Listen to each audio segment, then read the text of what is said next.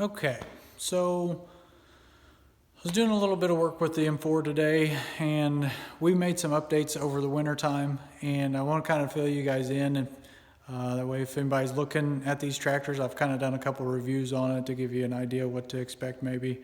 But we've made a couple updates over the winter.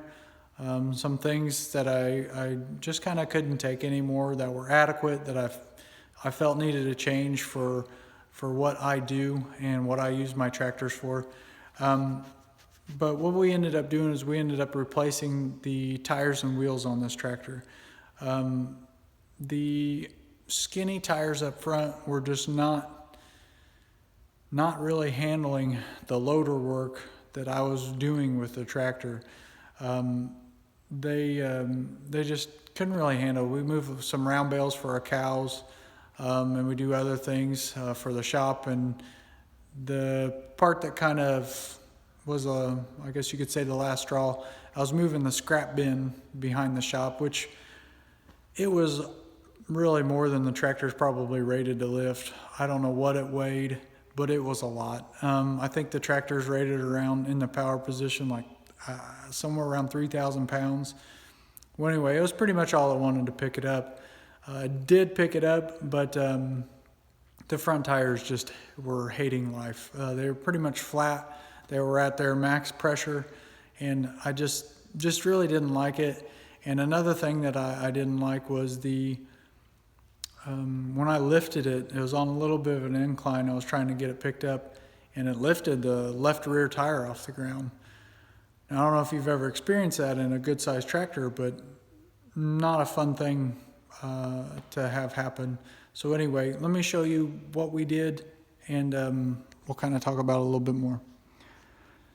So we went with the Radial low sidewall tires. They are significantly wider. It's just how this tractor should come from the factory. You shouldn't even get, in my opinion, the option of the skinnier tires.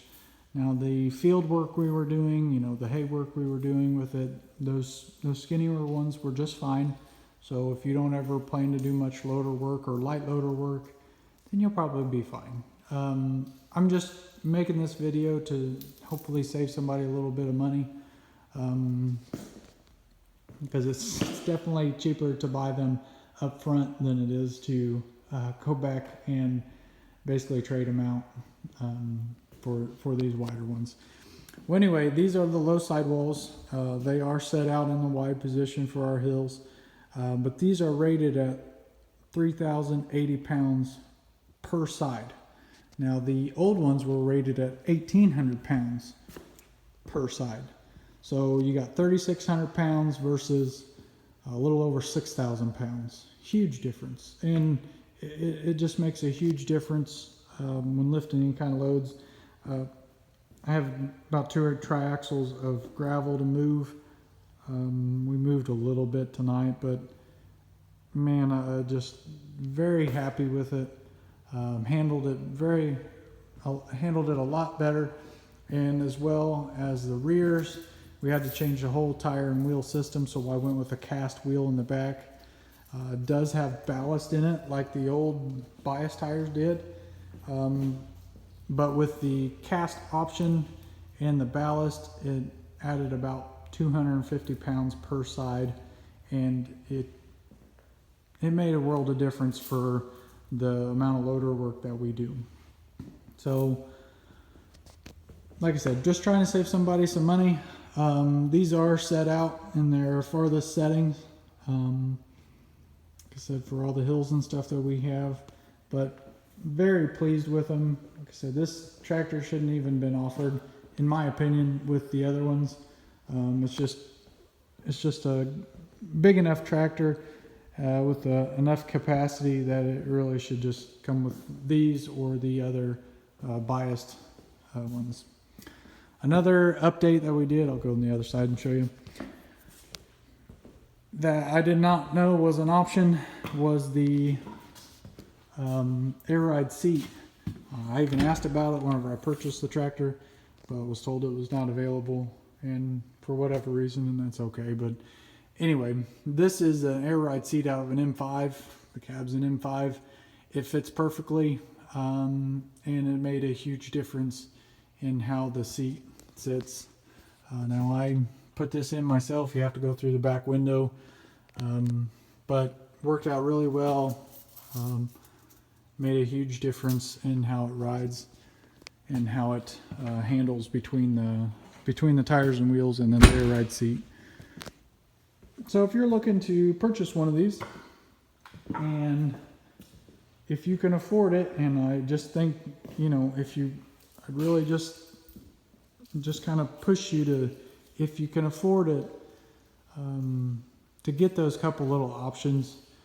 And I don't know what the cost difference is in tires and wheels, but well worth it in my opinion, especially with the cast on the back.